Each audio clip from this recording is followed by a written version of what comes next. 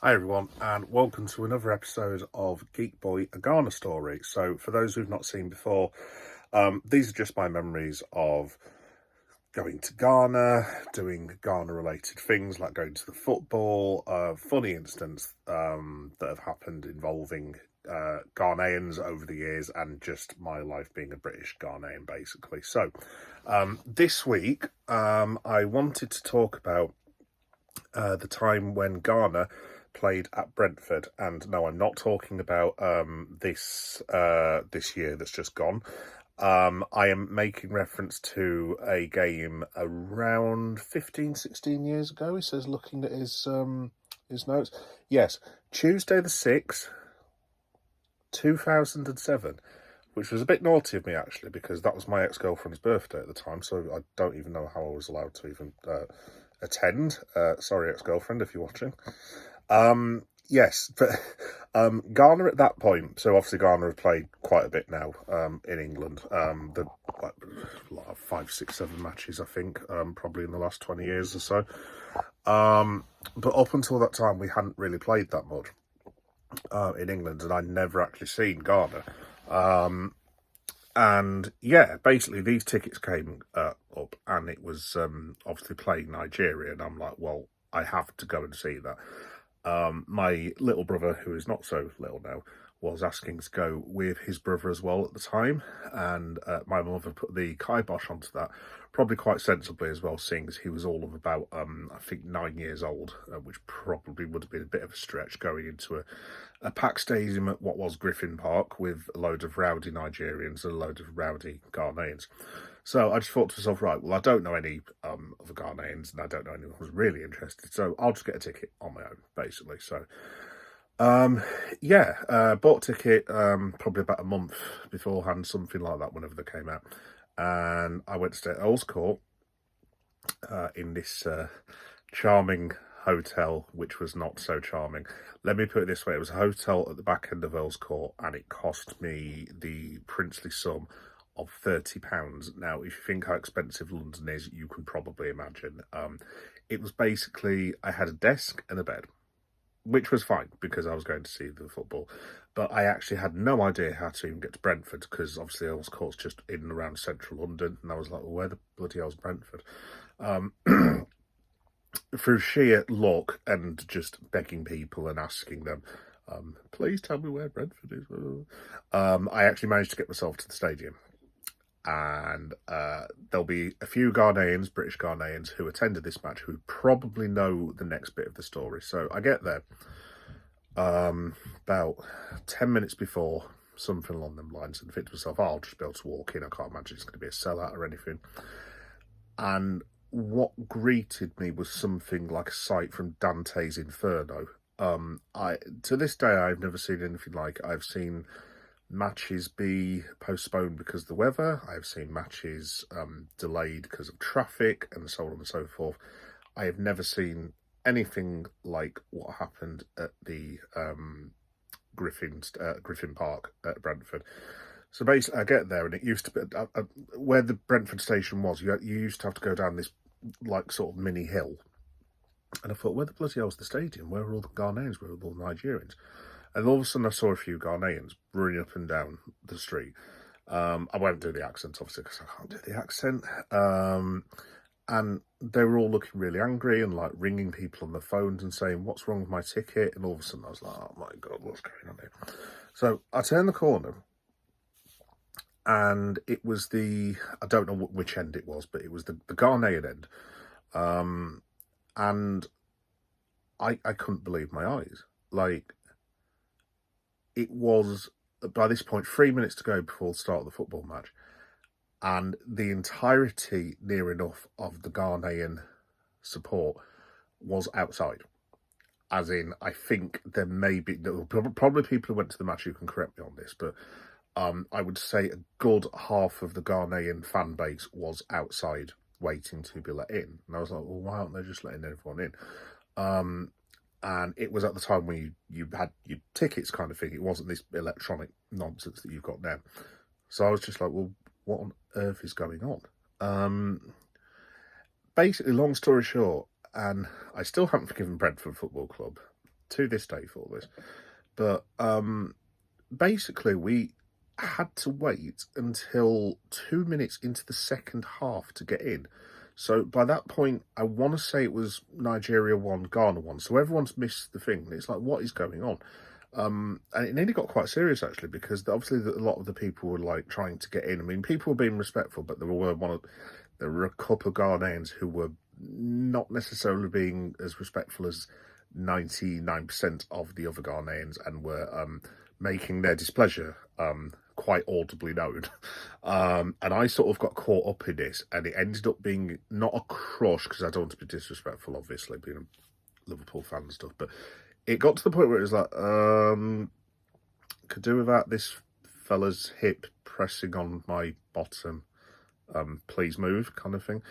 And we were asking all the Brentford people, like, well, why can't we come in? And the Brentford staff, to be fair to them, a lot of them didn't seem to know themselves. So I've never found out to this day. I have absolutely no idea why we weren't allowed in.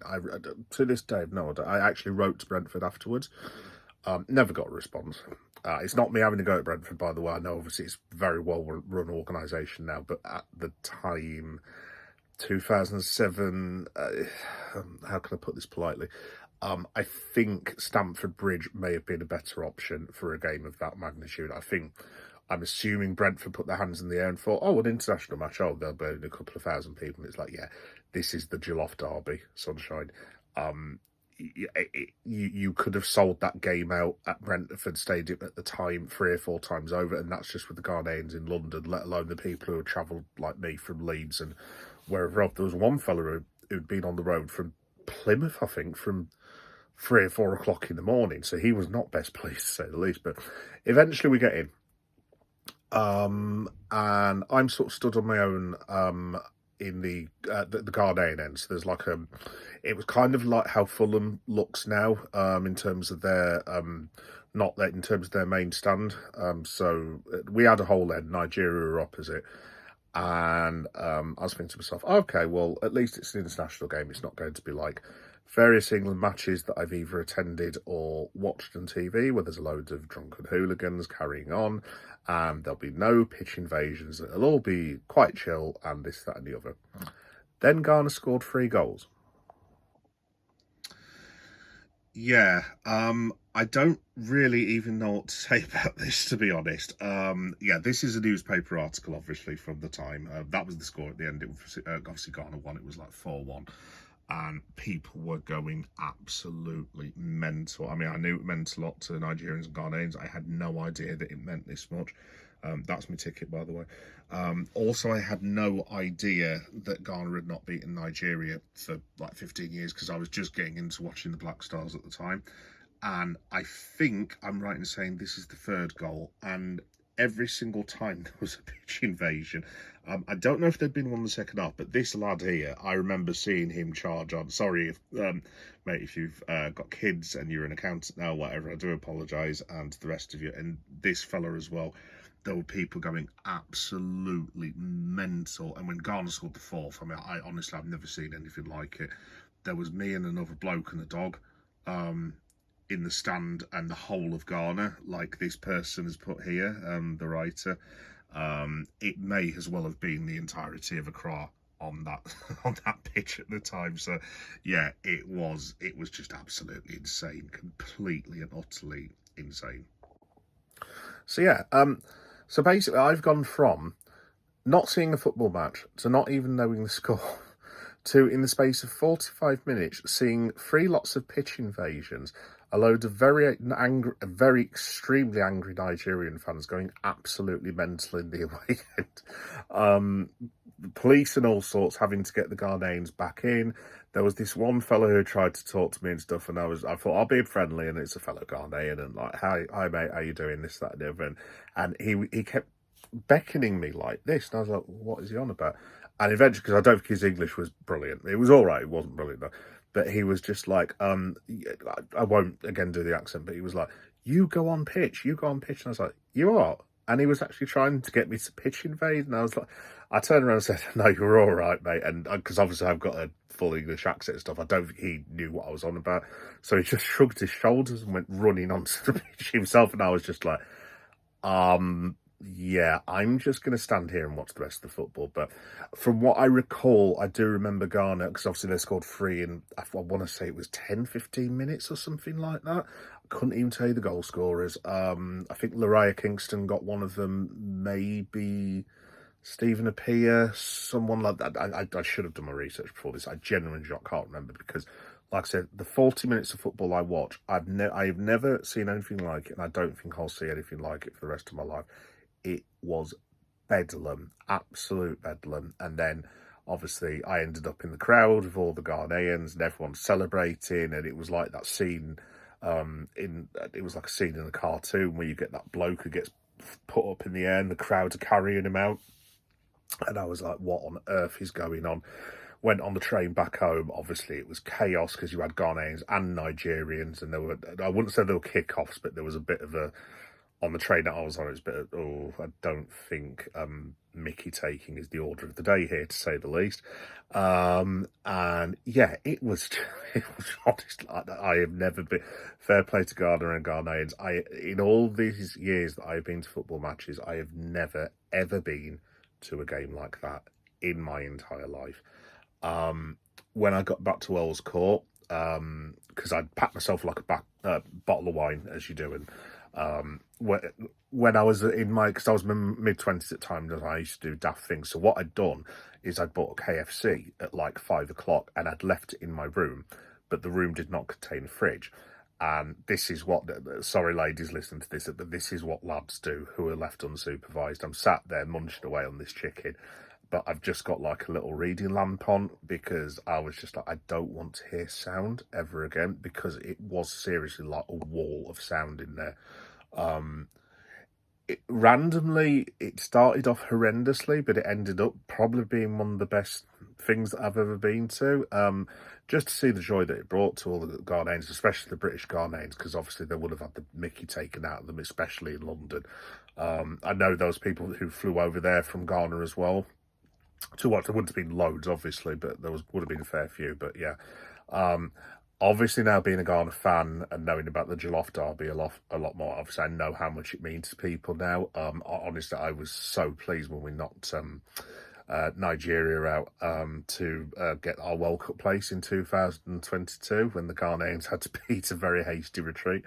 But yeah, obviously I know what it means to the people now. So, but at the time I was just like, what is going on here? This is just insane. So yeah, that was my first ever time watching the Black Stars. So I hope everyone's enjoyed that story.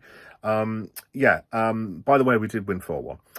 Which was good. So I've actually seen us beat Nigeria and also lose to Nigeria, which was, well, whenever I put this out, it'll either be early next year or last year. I'm not sure when this is going to go out yet. So, but yeah, it was one of the most insane things I have ever been to in my entire life. But good insane. It was very cool, I have to say. So yeah, thanks to my Ghanaian people. Thanks to anyone watching. Like I said, it just transcends barriers, this story. I'm sure we've all had a similar experience. But like, honestly, I have never, ever been to anything like that in my entire life. So yeah, Ghana 4, Nigeria 1, February the 6th, 2007 will remain etched in my memories for the rest of my life. So yes, and also thank you to Brentford for nearly causing a riot as well. Anyway, cool. Yeah, so that's my story, Ghanaian random story for this week. If you want to check out anything else on the channel, it's GeekBoy7381. And like I said, this falls under Geek Boy a Ghana story, and also there is going to be, well, there is, in fact, Geek Boy and Ghana, which is the playlist for all my Ghanaian stuff. Which is just like random little stories and stuff, and just talking about childhood and everything that I've had that is semi-Ghanaian or even approaching Ghanaian. So, and I also cover a lot of other things as well. Obviously, subscribers will know this, but I cover wrestling, Liverpool FC, Comic Cons, toy hunts, and horror, and loads of other different things. And have a couple of podcasts. So yeah, if you want to like and subscribe, that's cool. If you just want to listen to the story, that's also cool. But yes, that was the story of when we beat Nigeria 4-1 in London at the chaotic Griffin Park of Brentford. So yeah, cool. Thanks everyone for watching. Big up the Black Stars. And I'll see you all for another tale next time. See you later, Ghanaians. Bye-bye.